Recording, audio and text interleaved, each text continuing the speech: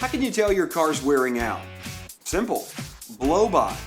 And what is Blowby, you ask? Well, if you're using a lot of oil between changes, then you've got Blowby. If you loosen your oil cap and then start your car and the oil cap shakes around, then you've got Blowby. If oil splashes out, then you've got Blowby and your car is mad at you. Now turn it off before you make a mess. You could spend $3,000 and up to 2 weeks at a mechanic, or you could buy a new car. Or you could just use one of these small tubes of Certech gels. Just put it into your oil, and as you drive, millions of microscopic mechanics start patching damaged engine surfaces with deep-rooted ceramics, rebuilding parts so that they fit together again.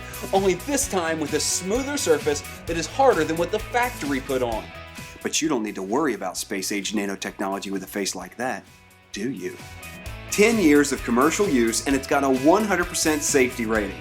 And if it doesn't work, you get your money back. Give these guys a call and see if Certech gels are right for you. 800-653-3484. You'll feel better. Trust me. CertechGels.com.